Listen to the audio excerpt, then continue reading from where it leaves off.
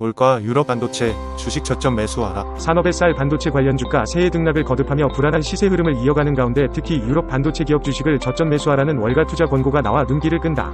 글로벌 반도체 기업들 주가를 담은 필라델피아 반도체 지수는 새해 첫 거래일부터 약 3.7% 하락세를 기록했다가 반등했지만 현재로서는 투심이 방향을 찾지 못하는 분위기다.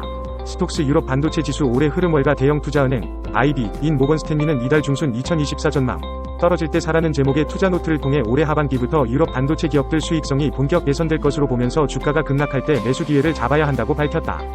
유로존 증시에 상장된 유럽 반도체 기업 주가를 담은 스톡스 유럽 반도체 지수는 16일 현지 시간 기준 6,393.51을 기록해 올 들어서만 약 11% 떨어진 상태다. 같은 기간 미국 필라델피아 반도체 지수가 약 2% 하락한 점에 비해 낙폭이 더 큰 배경 중 하나는 미국과 달리 유럽 경제가 제조업 강국 독일을 중심으로 침체 그림자가 짙어졌다는 점이다.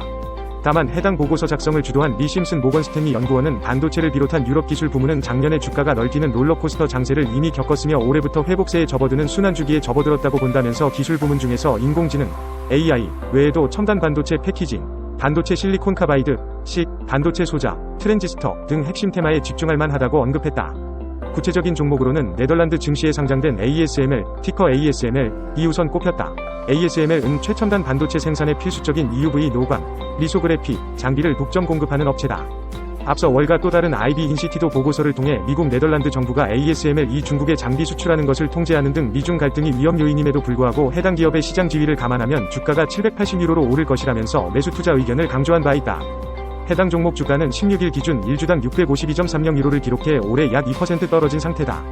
한편 심슨 연구원은 네덜란드계 반도체 장비 설계 생산 업체인 B 세미컨덕터 인더스트리즈 BESI를 비롯해 프랑스 증시에 상장된 반도체 생산 기업 ST 마이크로일렉트로닉스 STMPA와 반도체 소재 업체 소이텍 SOI, 독일 증시에 상장된 전자 설계 자동화 기업 시놉시스 SYP 등을 저점 매수할 만한 종목으로 꼽았다. 거론된 종목 중 ASML과 시놉시스는 미국 증시에도 상장돼 있다. 다만 매수 시점과 관련해서는 주가가 급락할 때마다 부분 매수하는 적립식 투자가 유리할 것으로 보인다. 올해 상반기에는 반도체 단기 약세가 따를 가능성이 있기 때문이다. 심슨 연구원은 반도체 업계 재고 조정 과정을 감안할 때 단기적으로 관련주 약세가 예상되지만 올해 하반기에는 상황이 바뀌면서 반도체 관련 주가 증시 강세를 이끌 것이라고 내다봤다. 미국 대표 투자은행 골드만삭스와 모건스탠리가 나란히 4년 만에 연간 최저이익을 기록했다. 지난해 거래와 기업 공개, IPO 시장이 둔화하며 수수료 수입이 줄어든 탓이다. 16일 현지 시간 주요 외신 보도에 따르면 골드만삭스는 지난해 순이익 85억 달러, 약 11조 3,900억 원을 기록했다. 이는 전년 대비 24% 감소한 수치다. 핀테크, 금융 플러스 기술, 대출 플랫폼 그린스카이 메가 등 소매 금융 부문에서 철수하며 발생한 손실의 영향이 크다. 모건스탠리는 지난해 전년 대비 18% 감소한 순이익 91억 달러, 약 12조 1,940억 원을 기록했다. 투자은행 및 무역 부문의 이익이 약 3분의 1 감소했다. 지난해 4분기 실적만 놓고 보면 골드만삭스와 모건스탠리의 성적표가 엇갈렸다. 골드만삭스는 연간 성적은 부진했지만 4분기엔 애널리스트들의 예상치를 웃돌았다. 점사 분기 자산관리, 주식거래 사업이 성장세를 이끌며 순이익 20억 달러, 약 2조 6,796억 원을 올렸다. 전년 동기 대비 51% 증가한 수치로 블룸버그가 조사한 분기 순이익 15억 달러, 약 2조 97억 원을 크게 웃돌았다. 모건스탠리는 지난해 4분기 순이익 15억 달러를 기록했다. 전년 동기 22억 달러, 약 2조 9,489억 원, 대비 약 32% 감소했다. 핵심 사업인 자산관리 부문이 부진했고 일회성 비용이 반영된 영향으로 분석된다. 지난해 성적표는 부진했지만 골드만삭스와 모건스탠리는 올해 실적을 긍정적으로 전망한다. 데이비드 솔로몬 골드만삭스 최고 경영자 CEO는 올해 상반기 금리 인하 가능성이 연착륙에 대한 낙관론을 다시 불러일으키고 있다.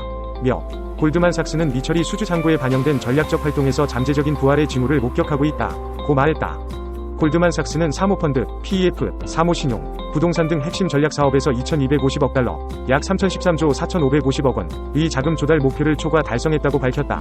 당초 올해 말까지 이 액수를 달성할 것이라고 밝혔는데 연말까지 2,510억 달러, 약 336조 2,898억 원을 조달하는 것으로 목표를 상향했다. 테드픽 모건스탠리 CEO는 지정학적 긴장과 미국 경제 방향에 큰 위험이 있다고 지적하면서도 2024년을 자신있게 시작하고 있다. 고 밝혔다. 그는 인수합병, M&A과 IPO 파이프라인 구축, 이사회 신뢰도 향상, 소매 및 기관 고객의 긍정적인 분위기 등 증거를 기반으로 앞으로도 건설적인 상태를 유지할 것이라고 덧붙였다.